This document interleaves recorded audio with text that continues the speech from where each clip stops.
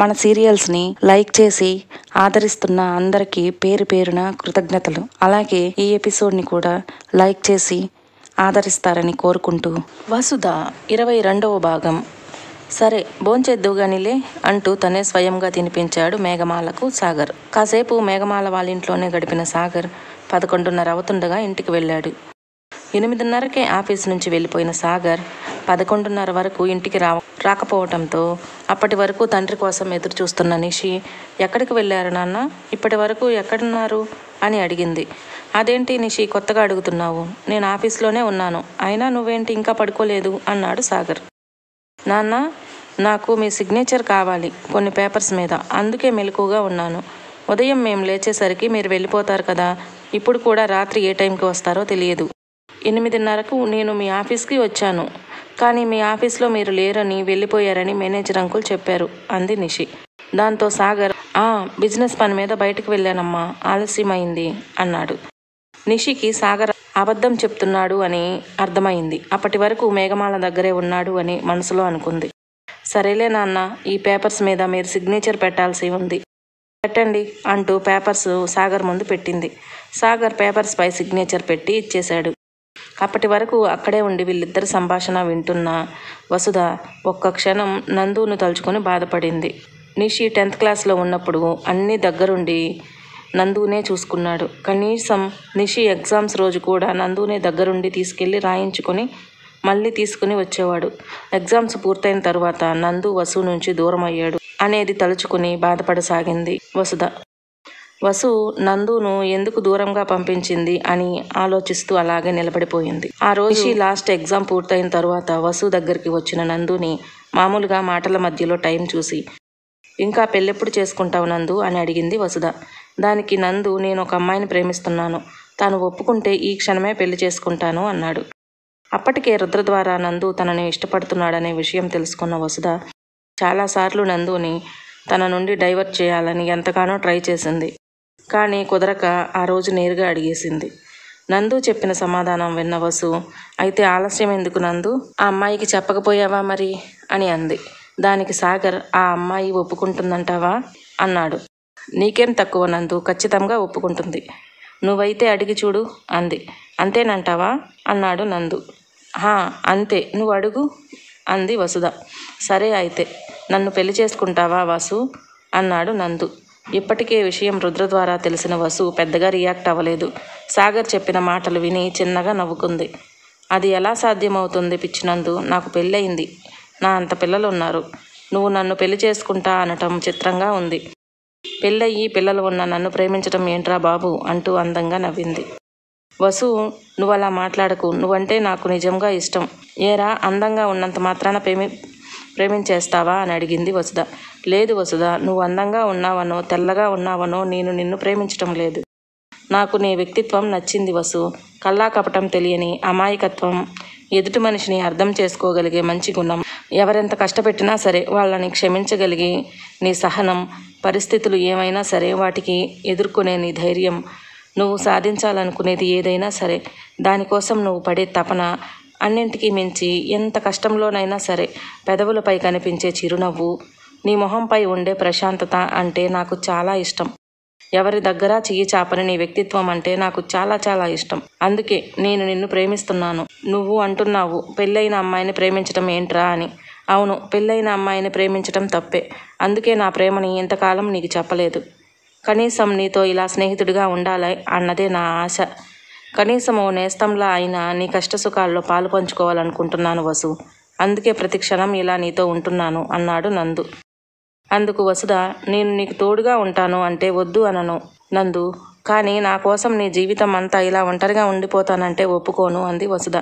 నేను ఒంటరిగా ఎక్కడున్నాను? ప్రతి క్షణం నువ్వు నా ఊహల్లో విహరిస్తూనే ఉంటావు. నీకోసం నేను చేసే ప్రతి ఆలోచన, నీకోసం నేను చేసే ప్రతి పనిలోనూ నిషి ఇంకా నిశాంత్ వాళ్ళిద్దరితో ఆటలు అల్లరి అన్నీ నాకు నేను ఒంటరిని అనే ఆలోచన రానివ్వవు అన్నాడు నందు. సరే నందు, నీ వరకు నువ్వు ఆనందంగా ఉన్నావు అంటున్నావు, మరి మీ అమ్మా నాన్నల మాట ఏంటి నందు?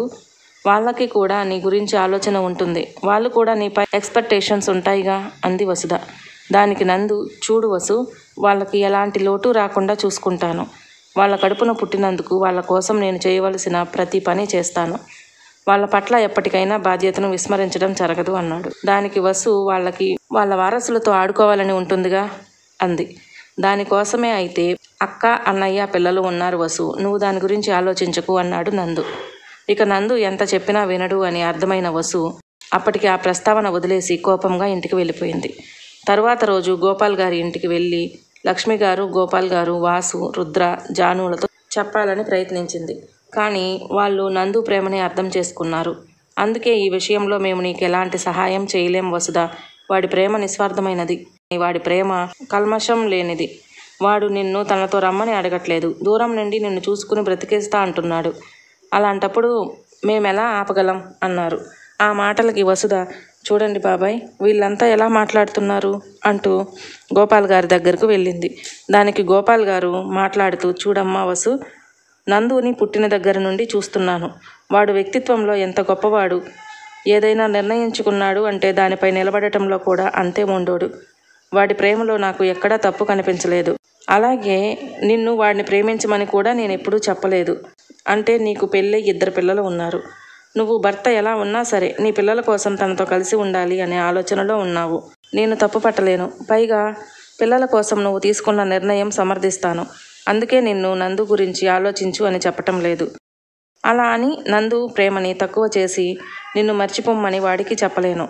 మీ సమస్యని కాలానికి వదిలేద్దాం తల్లి అన్నాడు గోపాల్ గారు. అది ఎలా కుదురుతుంది బాబా? మరి వాడి లైఫ్ ఏం కావాలి అంది వసుధ. దానికి రుద్ర కల్పించుకుని, ప్రేమించిన అమ్మాయి పక్కనే ఉండాల్సిన అవసరం లేదు వసు.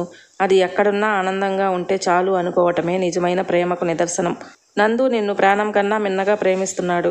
తన పక్కన నువ్వు లేకున్నా నువ్వు సంతోషంగా ఉన్నావని తెలిస్తే చాలు, తను కూడా ఆనందంగా ఉంటాడు అన్నాడు. మీరు ఎన్నైనా చెప్పండి, నేను దీనికి ఒప్పుకోను అంది వసు.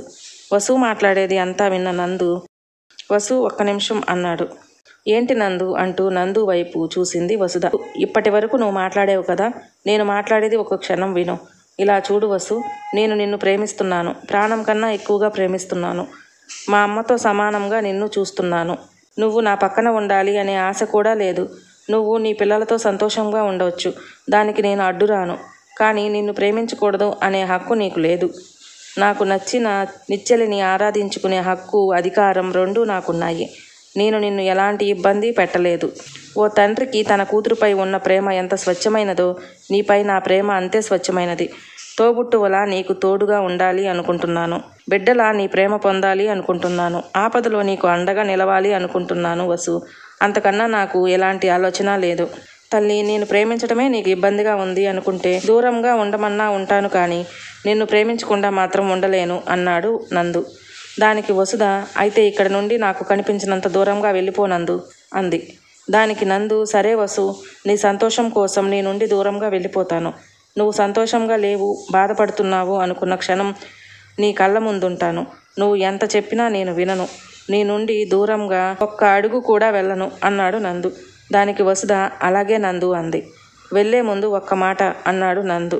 ఏంటి అన్నట్లుగా నందు మొహంలోకి చూసింది వసుధ.